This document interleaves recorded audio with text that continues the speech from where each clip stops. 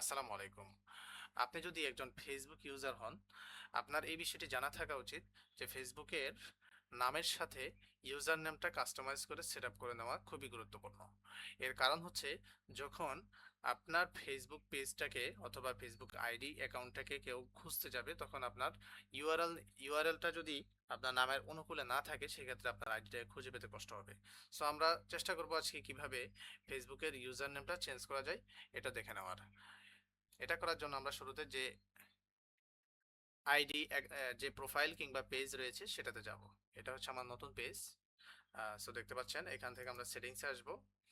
সেটিংসে আসার পর এখান থেকে পেজ সেটআপে আসব। এখানে নেম দীপ টেকনোলজি এখানে আসবো। আসার পরে ইউজার নেম, এই যে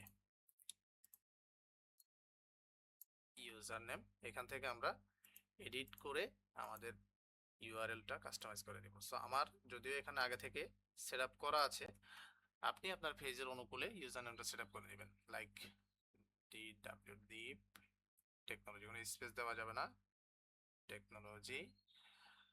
দেখতে পাচ্ছেন user name is not available, অর্থাৎ এই ইউনিক নেমটা অন্য একটা পেজে অলরেডি ব্যবহার হয়ে গেছে। সো আমরা এটাকে ব্যবহার করার জন্য শুরুতে কিংবা শেষে কিংবা মাঝখানে কোনো একটা বাড়তি লেটার কিংবা নাম্বার বসিয়ে দিব, যাতে এটা ইউনিক হয়ে যায়।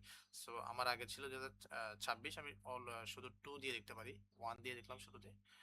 দেখতে পাচ্ছেন এটা অ্যাভেলেবেল আছে, 2 দিয়ে দেখতে পারি, এটা অ্যাভেলেবেল থাকার কথা, হ্যাঁ আছে। 2026 দিয়ে দেখতে পারি, এটাও অ্যাভেলেবেল আছে। অথবা ডিপ টেকনোলজি পিডি, দেখি এটা আছে কিনা, হ্যাঁ এটাও আছে। ওয়াও।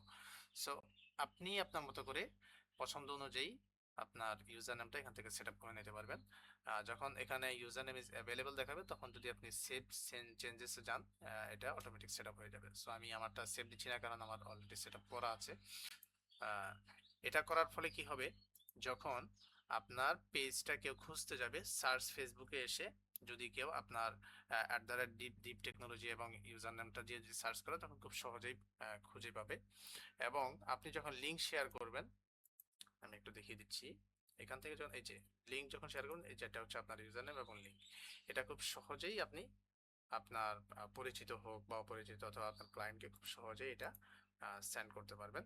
সে এটা সার্চ দিলেই আপনার পেজটা খুব সহজেই পেয়ে যাবে। দেখতে পাচ্ছেন, যখন আমি এই ইউজার নেম সহ যে লিঙ্কটা ক্রিয়েট হয়েছে, এটা যখন আমি সার্চ দিচ্ছি, সাথে সাথে আমার পেজটা চলে আসতেছে। সো যদি ভিডিওটি উপকারে আসে, একটা ফলো দিয়ে দিবেন। যদি ইউটিউব থেকে দেখেন, সাবস্ক্রাইব করে দিবেন। আমরা নিয়মিত এই চ্যানেল থেকে এবং পেজ থেকে টেকনোলজি রিলেটেড ভিডিও দেওয়ার চেষ্টা করব। ধন্যবাদ।